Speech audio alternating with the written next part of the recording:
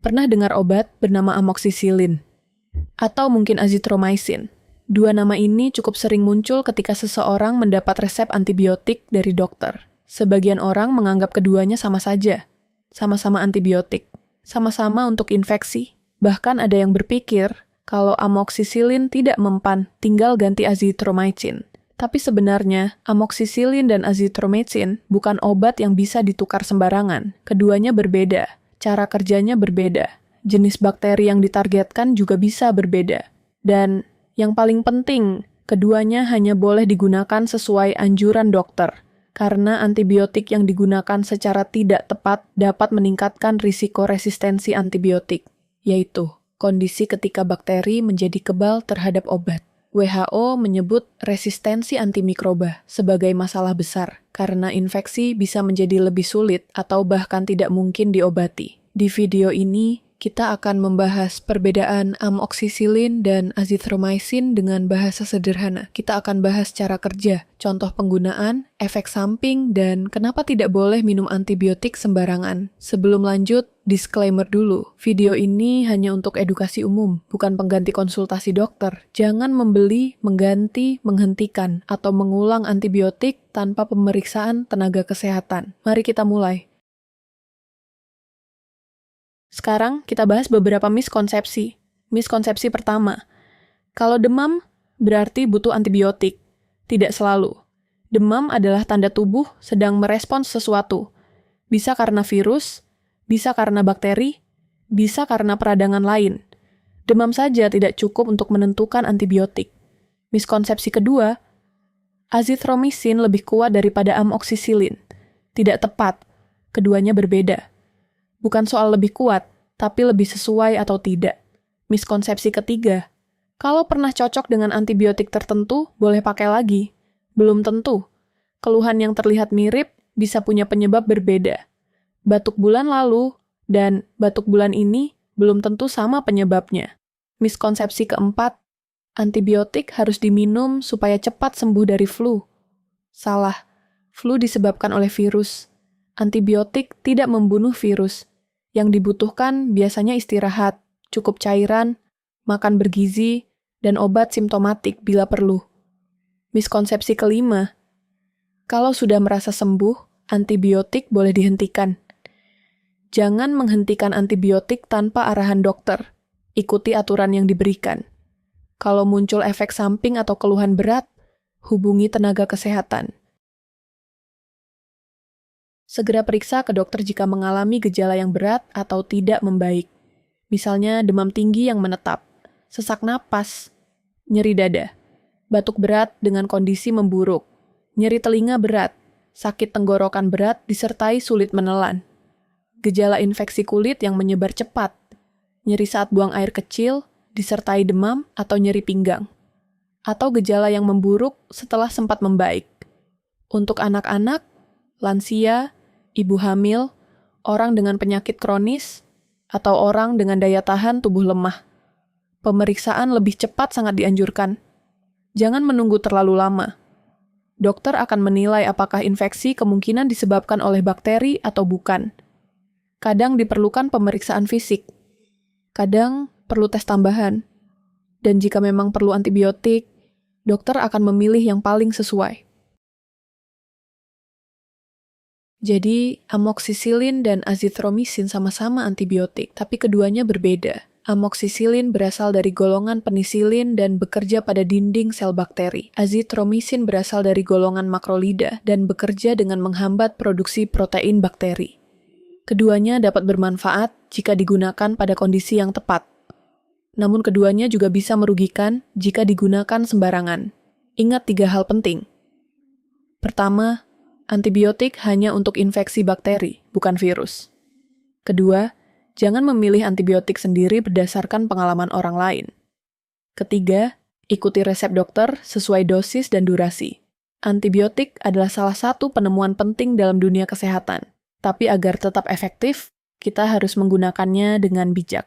Semoga video ini membantu Anda memahami perbedaan amoxicillin dan azithromycin. Kalau video ini bermanfaat, jangan lupa like, subscribe, dan bagikan ke keluarga atau teman yang masih sering minum antibiotik tanpa resep. Sampai jumpa di video ASI Health berikutnya. Tetap sehat, tetap bijak menggunakan obat.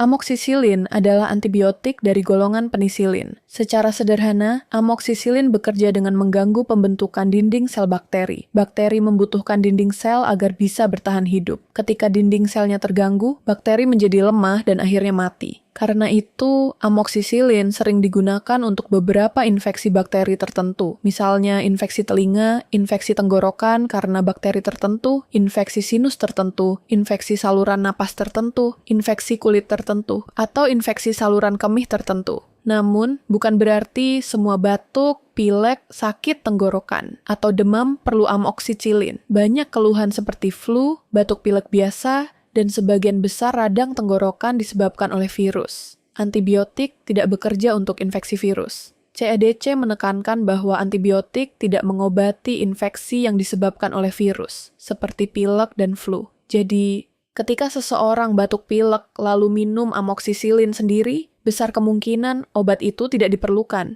bahkan bisa merugikan.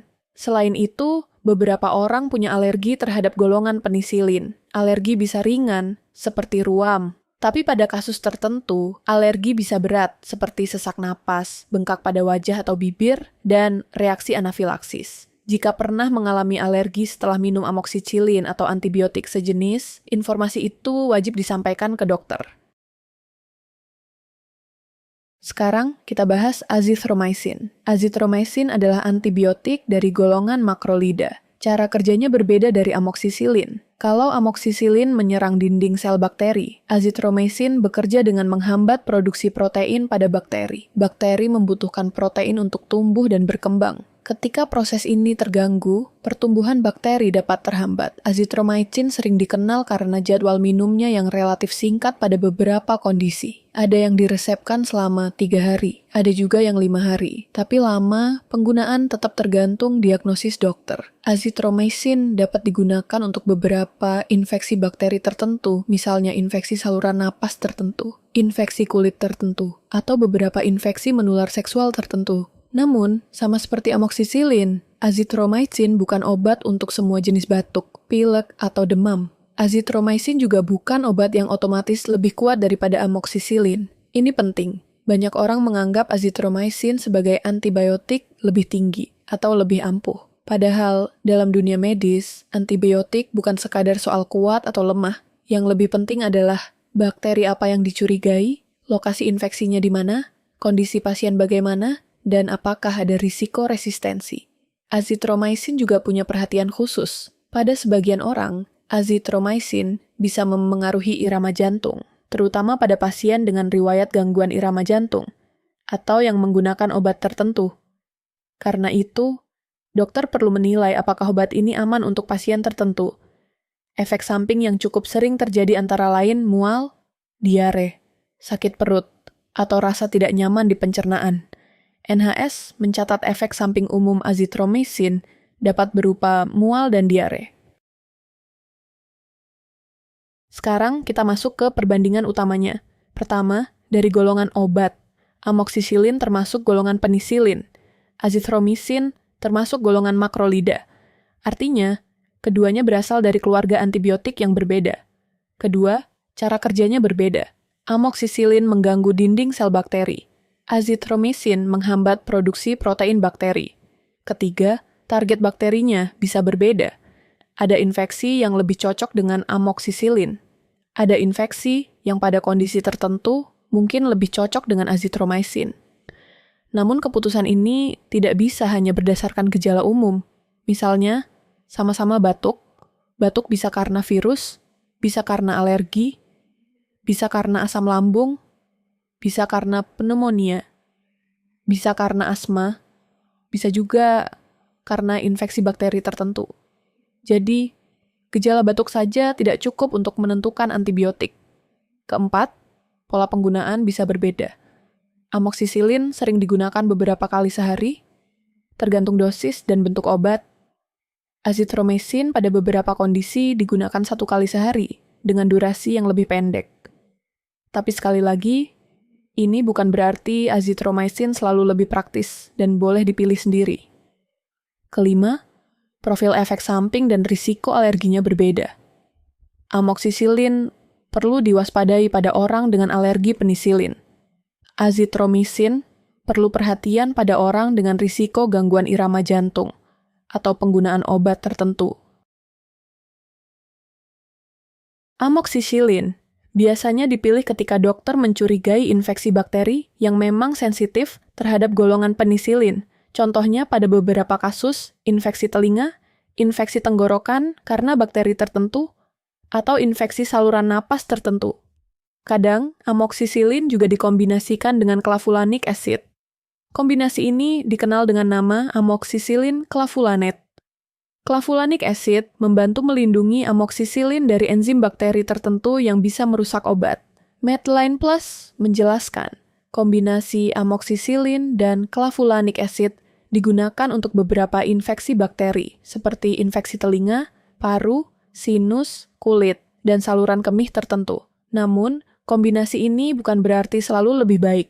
Justru karena spektrumnya lebih luas, penggunaannya harus lebih hati-hati. Semakin luas penggunaan antibiotik tanpa indikasi yang tepat, semakin besar risiko gangguan bakteri baik dan resistensi. Jadi, kalau dokter memberi amoksisilin, bukan berarti obatnya lebih rendah.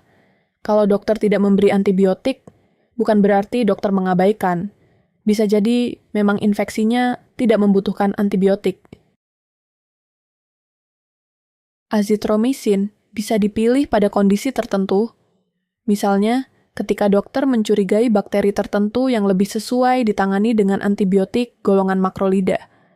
Azitromisin juga bisa menjadi pilihan pada pasien tertentu yang alergi terhadap penisilin, tergantung jenis infeksi dan tingkat keparahannya.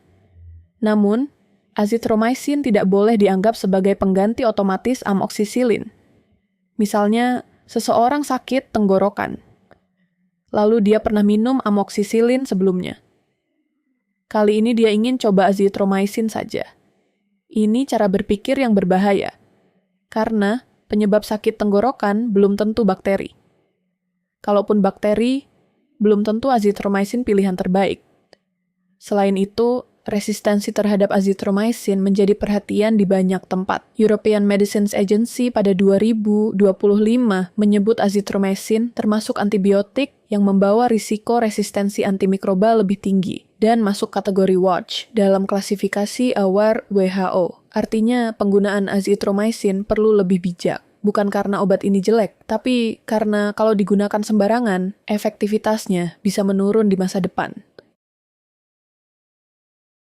Pertanyaan yang sering muncul adalah, mana yang lebih ampuh, amoksisilin atau azitromisin? Jawabannya, tergantung. Antibiotik yang tepat bukan yang paling terkenal, bukan yang paling mahal, bukan yang durasinya paling pendek, bukan juga yang terasa paling kuat. Antibiotik yang tepat adalah antibiotik yang sesuai dengan penyebab infeksi, lokasi infeksi, kondisi pasien, riwayat alergi, pola resistensi bakteri, dan pertimbangan dokter. Bayangkan seperti kunci dan gembok.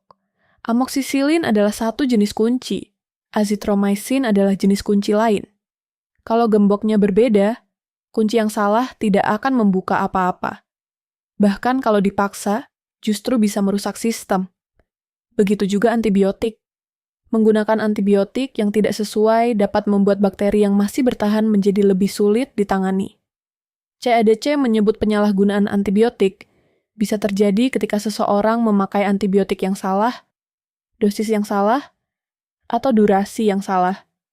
CADC juga menyarankan agar antibiotik tidak disimpan untuk digunakan nanti. Jadi, jangan bertanya, mana yang lebih kuat?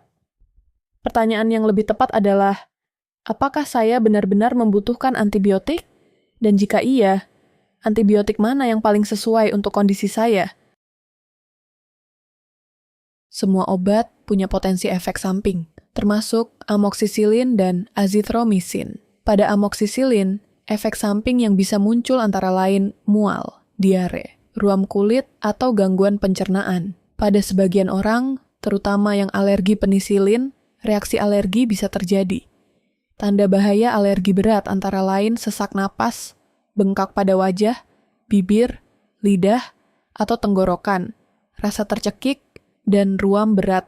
NHS menyebut reaksi alergi berat terhadap antibiotik dapat menjadi kondisi darurat medis, terutama jika ada sesak, bengkak, atau kesulitan bernapas. Pada azithromycin, efek samping yang bisa muncul antara lain mual, diare, sakit perut, atau muntah. Pada orang tertentu, azithromycin juga perlu hati-hati karena dapat berkaitan dengan gangguan irama jantung. Karena itu, sangat penting memberitahu dokter jika Anda memiliki riwayat penyakit jantung, sedang hamil, menyusui, punya gangguan hati atau ginjal, atau sedang mengonsumsi obat lain. Jangan menganggap antibiotik sebagai obat ringan. Antibiotik adalah obat penting, tapi harus digunakan dengan tepat. Kenapa tidak boleh minum antibiotik sembarangan? Ada beberapa alasan penting. Pertama, belum tentu penyebab sakitnya bakteri. Kalau penyebabnya virus, antibiotik tidak membantu. Misalnya flu, batuk pilek biasa, sebagian besar radang tenggorokan, dan banyak kasus sinusitis ringan. Kedua, antibiotik yang salah bisa tidak efektif. Gejala mungkin tidak membaik, infeksi bisa berlanjut, dan pasien bisa terlambat mendapat penanganan yang tepat. Ketiga, antibiotik bisa membunuh bakteri baik. Di tubuh kita ada banyak bakteri baik, terutama di saluran pencernaan. Penggunaan antibiotik dapat mengganggu keseimbangan ini. Akibatnya, bisa muncul diare, perut tidak nyaman, atau masalah lain. Keempat, risiko resistensi antibiotik. Ini adalah alasan yang sangat penting. Jika antibiotik terlalu sering digunakan tanpa kebutuhan, bakteri bisa belajar bertahan. Akhirnya, ketika suatu hari kita benar-benar membutuhkan antibiotik, obatnya mungkin tidak lagi bekerja dengan baik. WHO menyatakan penggunaan berlebihan dan penyalahgunaan antibiotik merupakan pendorong utama resistensi antimikroba. Kelima, penggunaan dosis yang salah juga berisiko. Ada orang yang minum antibiotik hanya 2 hari karena merasa sudah enakan. Ada juga yang minum sisa antibiotik dari resep lama. Ada yang berbagi antibiotik dengan anggota keluarga. Semua ini tidak disarankan. Antibiotik harus diminum sesuai resep. Jenisnya sesuai, dosisnya sesuai, durasi penggunaannya sesuai.